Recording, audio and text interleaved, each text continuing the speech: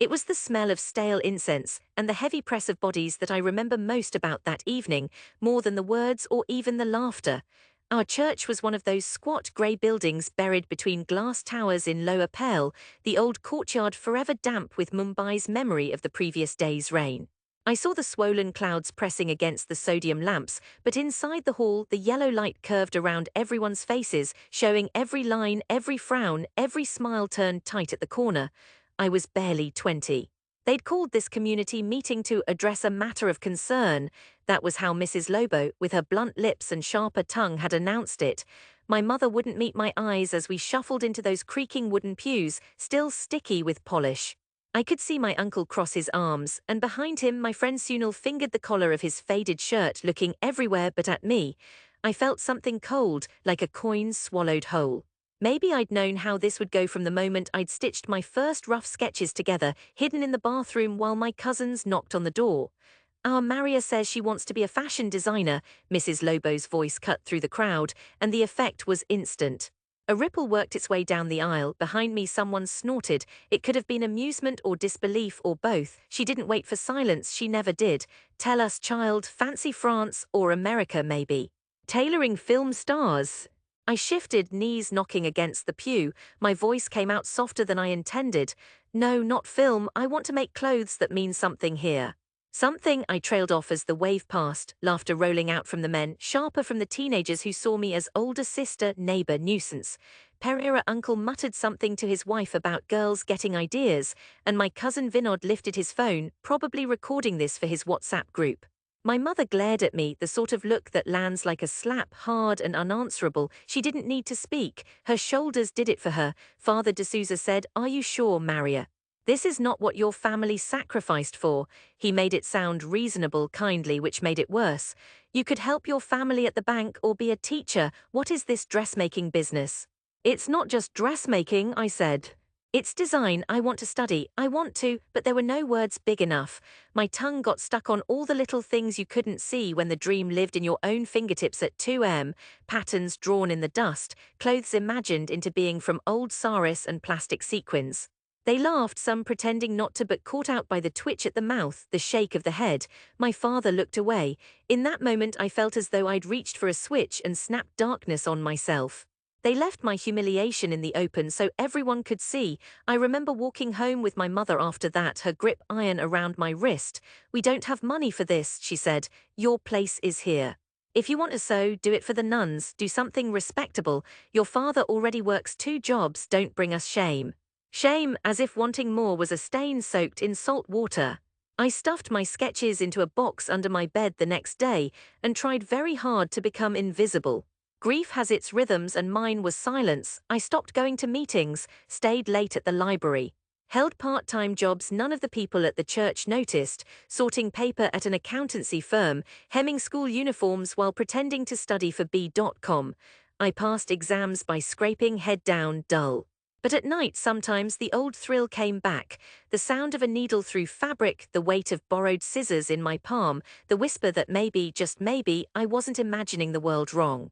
But each day the laughter of that night rang in my ears. At home, every mention of Maria and her design drama strung. I shrank, half alive, inside myself. Every plan felt too fragile to risk exposing. Sometimes I'd sit on the edge of my window ledge, where the city lights burned right up to the sea, and write names in a notebook, names for collections I'd never make. At 22, watching all my friends settle into the routines our families gave us, I felt like a ghost haunting my own life. It took 2 years and a funeral to shake me loose. My Uncle Benny died in a bus accident. The family filled our tiny home, grief pressing in, everyone clutching cups of overboiled tea, weighing sorrow against disappointment. In the back room I found Benny's wife weeping, surrounded by Uncle's old paintings. He'd made portraits, blunt, colourful, stored under beds, hidden from visitors. "Why didn't he ever show these?" I asked. She smiled through her tears, broken. "He tried once. Years ago, your grandfather laughed, said there's no bread in colours." And I realized with a cold, shaking certainty that this was a curse in our family. Hopes laughed out of the room, hidden till they died quiet deaths under beds. I took those pictures and for the first time showed them at a local art fair, signing his name, not mine. The first day, no one cared. The second, a stranger bought one, and I saw what I'd feared all these years, that it was possible sometimes to be seen. That night I pulled out my box of designs and spent all of ours. 3,700, every spare rupee from my odd jobs, applying to the one design school that would take a broken transcript and a hunger like mine. You have the basic skills, the admissions woman said over the phone, but this will be hard, Maria. No family support. No, I replied, voice steadied by the memory of those locked-away paintings. No one. School was a long tunnel. There were mornings when the air in the dormitory stuck to my lungs, thick and metallic. Late nights stitching samples, my fingers raw, I often felt the old shame burning at my back. I was older than most students, had no fine English, and wore clothes cut from old bedsheets. But when I pulled lines from imagination to fabric, a sleeve here, a cut there, I felt the old heat build behind my ribcage. Money was a constant. I did alterations for my classmates, stitched for teachers, skipped lunches. Some nights I counted coins on my palm and laughed quietly at myself, picturing the doubters back home. But even as the city's noise hammered at my window, I kept going. Some classmates invited me out once and I said no, too ashamed of my thin wallet. I lied and said I had a family thing. By then, everyone had some idea about my struggle. Sunaina, a wiry girl from Pune, once asked, "Why do you care so much about those people?" I said quietly, because to them what I make is a joke, until it isn't. I entered every competition, lost most, won a few. The first time judges nodded at my work, it was like a wound healing in slow motion. The second year I made a collection from recycled sari borders, bold, stitched with cheap beads from the streets outside the school. People stopped. Stared. 2 weeks before graduation, I got a call back from a Mumbai boutique. "We'd like to interview you," their message said. "Bring your portfolio." I had nothing but a cardboard folder and a bag made from an old umbrella. But I went. After a silent wait, a sleepless night, I got the job, though the pay was little more than what I'd made hemming uniforms. Still, it was something. The label was small. They didn't care about my English, they cared what my hands could make. For months I worked 10-hour days, then 12, then once 2 full days with only tea to keep me afloat. I grew calloused in my heart, stubborn enough for anything. The city didn't care who I was, only what I could deliver, and in that cold indifference I rebuilt myself, slower this time, piece by piece. Years blurred into each other, 3 then 5, Mumbai changed faces. The sea grew trashy and new towers crowded out the old. My pay rose. I saved, sent money home, got a better apartment. Friends I'd made in college drifted to Paris or to more famous labels, some married, some vanished into the city's relentless churn. I stayed put. I started my own label at 28, tiny and part-time, a line of saris recut as jackets and dresses, blending the wildness of old Mumbai textiles with the clean lines I'd always loved. At first they didn't sell, but then a minor film actress bought one, posed with it on Instagram, and suddenly boutiques called me. A noise grew, a small, persistent hum. By 30, I had a team of 3, a cramped studio above a barbershop, and enough clients to keep me awake most nights, sketching and stitching and managing the numbers. I thought about my family more than I cared to admit, about the lines on my mother's face, my father's silence, the church's yellow lights, and the sound of communal laughter aimed my way. But I didn't return, not yet. Then one hot December morning, 3 years after my label quietly gained a name, I got a call from the Asia International Fashion Week. "We'd like to invite you to showcase. Your work's been marked as emerging artist to watch. Are you available?" I dropped the phone. When I picked it up, my hands shook. The show was in Singapore. The tickets and hotel were covered. My mother called, wary, awkward, her tone knotted with years of unspoken things, asking about the nice picture in the Bombay Times. I heard children in the background. "Vinod says you'll be on TV," she added, her words slippery with disbelief. I smiled. "Yes, Mummy, I'll come home first." For the first time in a decade, I booked my ticket to Mumbai, not as the failed daughter, but as someone with something to carry in my hands. The day I returned was hot and bright, the air thick with the grumpy chorus of crows. The streets looked smaller, the buildings more worn, but my heart beat heavy in my chest. As I walked through the lane towards our church, the old faces held a wariness I hadn't seen before, cautious, ready. My clothes weren't designer, not for me, but neat, pressed. I saw Mrs. Lobo first in the churchyard, still wearing the same unbending frown. She didn't recognize me at first. "You're Maria?" "Yes," her eyes darted. "Yes, I'm back for the community dinner," I said. "Oh," she sniffed, "welcome back. Busy girl you must be now." Inside, the hall seemed smaller, almost dusty. My mother came, her sari bright, her face caught between pride and the old lines of anxiety. My father squeezed my shoulder, silent as always. Vinod, my cousin, grinned awkwardly, his own life now a mess of business loans gone wrong.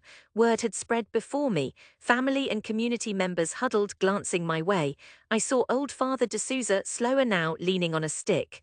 Big designer, he said as I bent to take his blessing. Not bad, Maria, not bad. That evening, after the prayers and songs, the church hall was full. The dinner was a riot of sampa and rice and bursting chatter. At some point, Sunil, now at some bank and heavier in the face, nudged me. Maria, want to show them what you did? He asked, loud enough for everyone to hear. I hesitated. Would a story be enough, a speech? Or should I let it go, let the ghost of that old laughter die on its own? But the memory of my uncle's hidden paintings drew me forward. I turned to my mother. Did you bring the folder? She did, wrapped in a thick plastic bag, embarrassed, but she had brought it. Inside were 3 glossy magazines, the article from India Vogue, a photo of a model in one of my jackets from Singapore, my business card folded neat, my name stamped at the bottom. Maria Fernandez, creative director. I stood up, knees shaky, throat tight, and walked to the front of the room. It was like walking the plank, the same eyes, the same walls, shadows just older. They once said it was impossible for someone like me, I began, holding out the photos, to make something of her own. You told me I should stay small, that it was a waste. You mocked my father for supporting me, laughed at my mother. You said there was nothing for people like us in fashion. No one interrupted, not even Mrs. Lobo. A silence thickened until it filled the room. But I learned, in the city, that dreams laugh back if you work for them. You tried to shame me then, now you can be proud if you want. I handed the photos first to Mrs. Lobo, whose fingers trembled. She saw a world she could not explain, a photo shoot, the neat print of the Times, the list of awards. Her lips moved, searching for words. Others craned for a look, even Father D'Souza squinted at the pages. There was no applause, no wild cheers, just the silence of those who at last saw the proof, undeniable, stamped in ink and colour, that I'd done what they mocked. The shame left me slowly, like fever fading. My face felt light. After, as people left, my father stayed. He was not a man for big words, but that night he touched my cheek as if resurfacing after years underwater. I'm sorry, Maria, he said, voice cracked and small. We are wrong sometimes, I'm proud. I hugged him tight, that old bitterness melting, the years of anger pooled at my feet. I stayed a week in that house, sleep broken by trains and memories. My mother cooked lavishly, always testing my words for pride. The church ladies asked about Mumbai, about my clients. No one laughed. Some asked shyly if I would design a sari for their daughters' weddings. I said yes, I meant it. The night before I left again, I sat on the window ledge and looked out at the city's lights, old and new. I thought of Uncle Benny and all the dreams never spoken. I thought of every girl who even now sits in the back row of a church hall, hiding her designs, her words, her heart. I had come back whole, the shame undone. Loss had taught me to build, but coming home taught me that reconstruction can heal 2 ways, breaking old judgments and building something new in their place. When I left the next morning, my mother pressed my hand, tears shining fierce in her eyes. I promised to return, not as a stranger, but as someone who had remade not just herself, but what a family could believe. The street hummed behind me, alive as ever, but this time it made space for me to pass, each step forward lighter than the last.